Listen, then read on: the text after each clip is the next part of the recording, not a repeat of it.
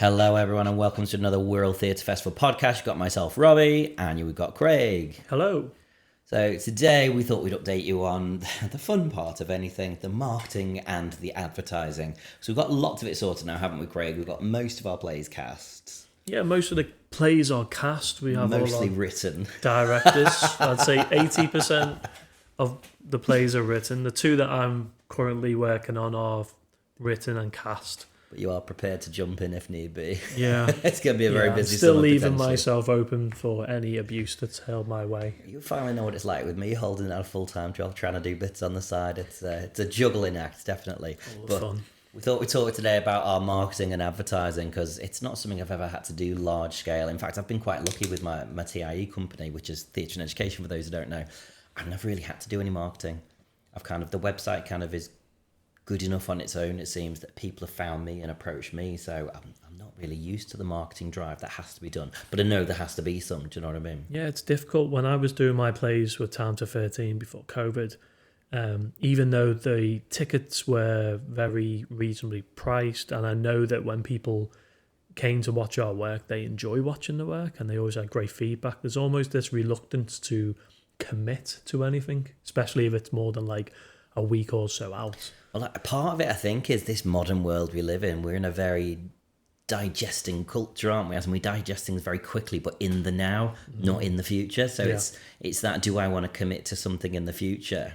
Which I think 10, 15, 20 years ago, absolutely, people just set their calendars a year in advance, like you would in a work, essentially. Yeah. Whereas now, people want to kind of do things on the fly, which is great from the individual's point of view, but from someone who's trying to put a show on or any kind of event, I bet it must cause some palpitations. Yeah, I mean, for me personally, the way that we used to do things was obviously we used a lot of Facebook, and we kind of tried to proliferate it through like all of our friendship groups and stuff like that. So the group of people that were coming to watch me originally are very much people that I know. Like a core group. Yeah, like a core group of groupies, maybe, that are coming because... You've made it when you've got groupies. They reckon that you're like a rock god. And we had some really great personalities within the company at that time, and we did have quite a nice, loyal following. I don't know whether we're starting from scratch now with where we're at, or whether there's going to be a little bit of people that turn up from the past. I think it's going to be a little bit 50-50 because don't forget, like, we've got shows, haven't we, that aren't ours. There's a few. Yeah. There's one you've written, there's a few I've written or helped write. But some of them are people who will probably bring their own crowd, as you say, of groupies themselves, of people who like to come and see all their work. And hopefully with the deals that we try to put in place to encourage people to book more than one show, they might come and see someone else's work and find someone new they'd like to follow as well. Yeah, that's the hope. I mean, I know it sounds a little bit strange to say, but because we're always on our phones, or we go to cinema, or we've got this idea that someone's come from this school, and we kind of we have people that we follow, but they're all from afar. Like, we don't champion people who are local, but there's really, really talented people who are local. And I feel like, we want to try and create a rapport so that people, if they go and watch something and they enjoy it, then they kind of track what they're doing locally, and we can get some kind of a movement going on the Wirral. Yeah, and I don't know why. I think it's always going to be harder because we're not a city. Even though Liverpool is just on the doorstep, it's just literally. I could scream now and they'd probably hear me in Liverpool. Yeah. You know what I mean? They probably wouldn't hear me over Taylor Swift because she's performing there today. But we are that peninsula, and there is. I call it the Insular Peninsula. The Insular Peninsula. Because we do kind of have our own little ways, don't we? Not in a nasty way, although some might see it as nasty. Like, we are like our own little group of people. But I still identify with the city myself. Because I spent a lot of my teenage years in the Albert Dock. Sometimes I just go and sit and, watch the ships go by and just not even do anything. Just enjoy good weather in the city with like all that's going on in it. Yeah, I mean, marketing-wise, we used to just put out so many days to show. Little blurb, and then the next day, so many days to the show, and then you'd have different pictures from rehearsals and stuff. But the one thing that I realised is people don't engage with posts as much as they engage with video, and then they don't really, I know this sounds even more ridiculous, but they don't really engage with posts as much as now they engage with stories. So and reels. So now every kind of it starts off as this long form considered little paragraph with the link in the bottom, and then it becomes this you have to attach a picture to it, and then you're like, oh well, actually people respond more to Well, video. it's the same thing, isn't it? But now they want you to read them the paragraph, essentially. Yeah, and then they? because you put a little trailer in maybe for something, but then they want the trailer to be the smallest, like most concise version of that medium. So how do you get it? Oh no, what do they call them? The teasers. They call them teasers, don't they? When they're like 10, 20-second teasers. So with regards to my play, The Island, I've kind of tried my best to have like a 3.5-4 month like run in the build up, so that I can kind of try and tick these boxes. But because of what I know from the past, it's like this: you want to be ahead of yourself so that you're organized, but you don't really want to release all the media for things too far in advance, because you want to try and build up a little bit of hype and like consistency with that stuff. And you don't want to post the same things over and over again because people get bored of it. Exactly. Well, it is hard though, isn't it? Because we've got brand new shows for the most part. So it's how do you drip feed something no one's heard of? Yeah. And then we've also got the problem that there's a certain amount of the plays between the two of us that we're producing, like in one level or another. But then we have like a lot of other plays that are completely out of our control and completely lie with other creators. And we're obviously, through the festival, we facilitate those, and you can't make them put the same level of effort in. But We then can't, you but then also also can't promote them as much They as you can't promote have the stuff. same expectations for the outcome of ticket sales. No, of course. I've always been a believer of you get out roughly what you put in to a point. So we've been, as forthcoming as we could possibly be. Like, we've set deadlines for some interviews that should start rolling out probably about the back half of July. And then I've offered people the opportunity to come and get some documentation across, some days and some videos, so we can layer those two things together.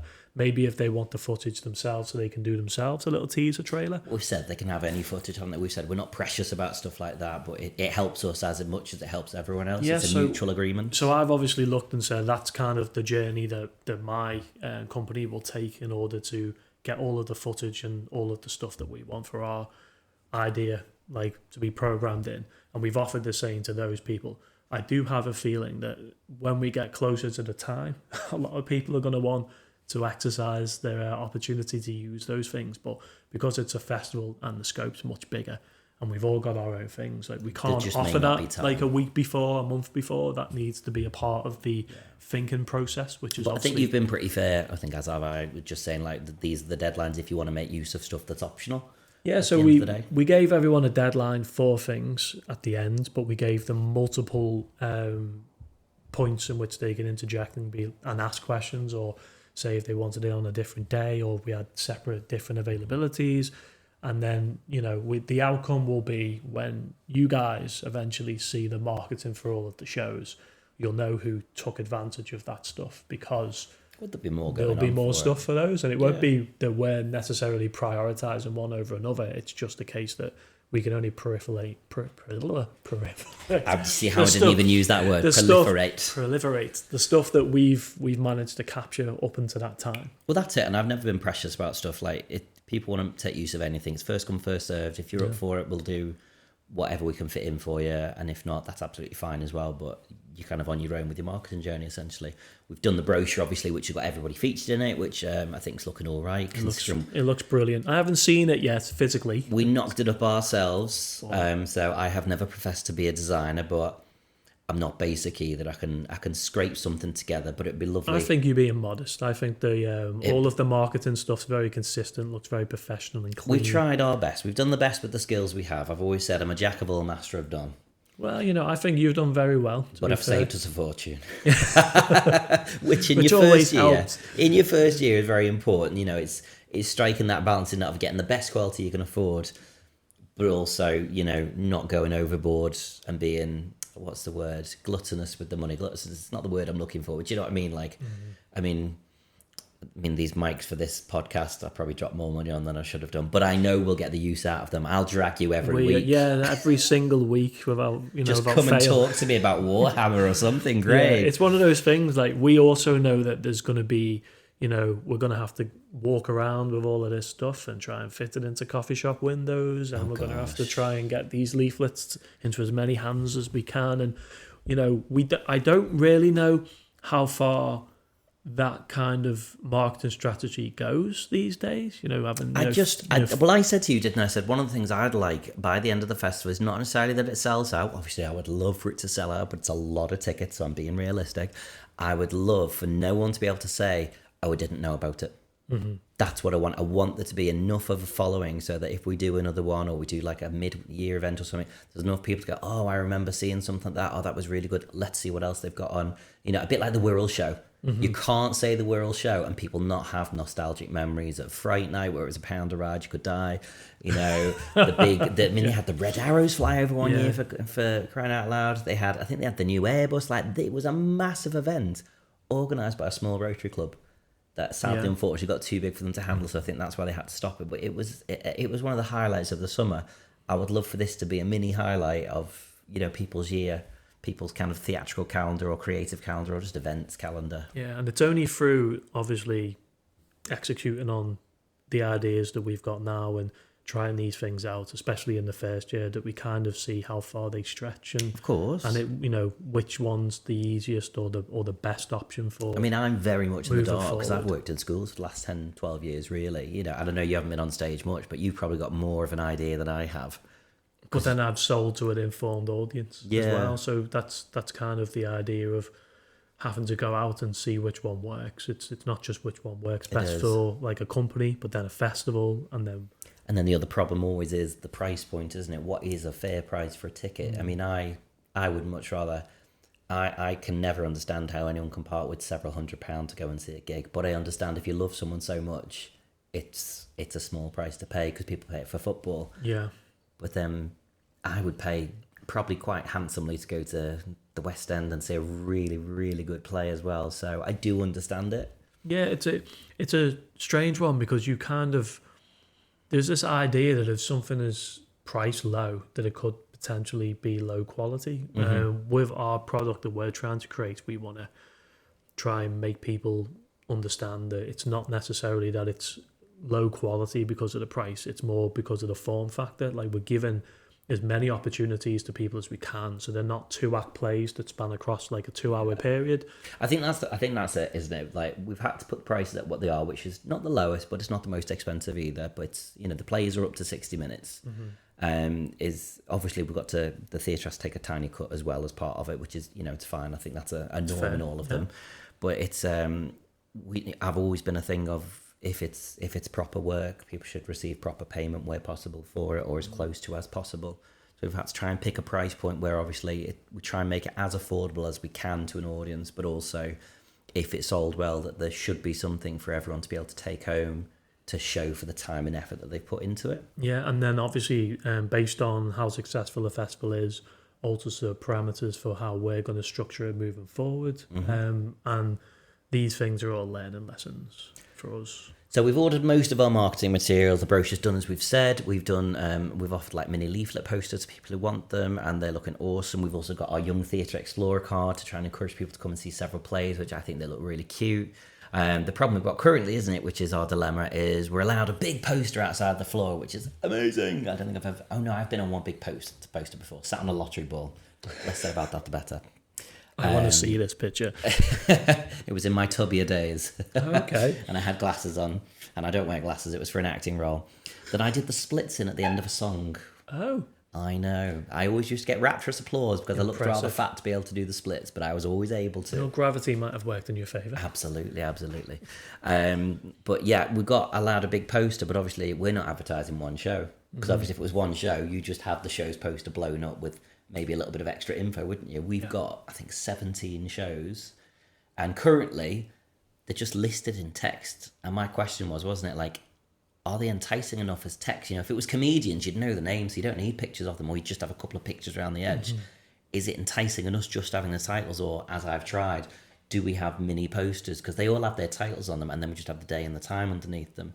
And I know you favoured that a little bit, and then our kind of 50-50 is, do we do it in complete chronological order and highlight the plays in different colours for what's a drama, what's an autobiography, what's a children's, you know, family show, or do we group them so all the family shows are on one line, all the autos are on one line, all the dramas are on another line? Like, what is the best way? And I don't know if there's an answer, or we just pick one ourselves.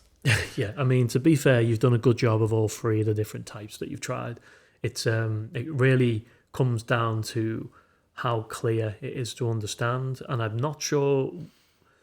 Potentially the one with the pictures on where you group them together. We need to go and stand with 20 random people like, which of these looks more interesting to you? Yeah, it's probably ideal to have the one with the shows grouped together, I would say, as long as it's, can be accompanied by the program, which a lot of people will probably pick up.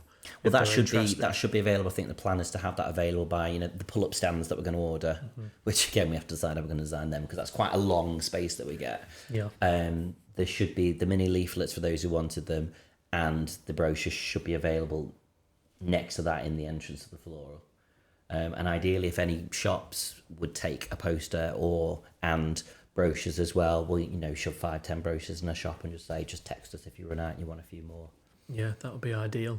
And then we also have to think about how we're going to have a poster before every play, potentially, if they want to, with the headshots of the actors, so the actors can be... my idea. I know your idea. Big vintage photo frame that we pin everything into. I just don't know whether everyone's going to take advantage of it again. It's one of those things, isn't it? I would say we overrule on that one. That's something I would like to do. What they take advantage of is if they're looking for an agent, if they want us to pin currently seeking representation or anything. But I think it's only fair to have every actor's headshot and their name alongside the poster, mainly more than anything, so people know if they've just walked in what's coming up next. Yeah, because as soon as a play starts, one of our volunteers, probably my friend Tina, will change it instantly to the next one. So it's always ready for the next show as soon as one show starts. Yeah, and it'll look great online as well. I think so. Just before, we could probably do a mock-up maybe the week before where we go in and hide in the corner of the Blue Lounge and put them all up so that before things go on, maybe an hour or so before, we can put the itinerary out for the day with the actors. I would like to put the big backdrop up that we want to put with the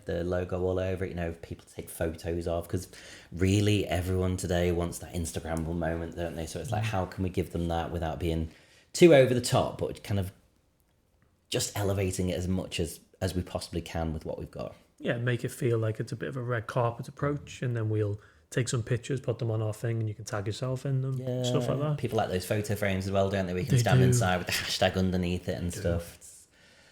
Lots of options, and like we've said all along, it's going to be the most difficult because it's the first year, because we're doing it from nothing. Hopefully, all goes well and we enjoy it and don't tear our hair out.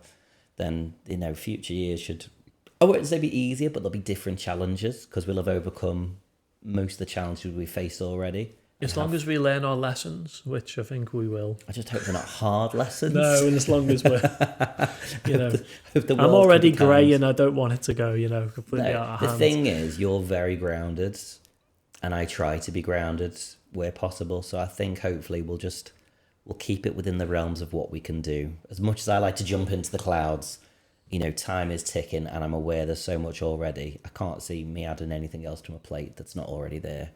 This year, because I've already got an all-you-can-eat buffet plate that's been emptied 3 times, I think. Yeah, it's you just have to swat these things down as they come, don't you? Absolutely, but I'm loving the experience. It's stressful, but I don't think any organisation of an event is not stressful because it's the nature of the beast.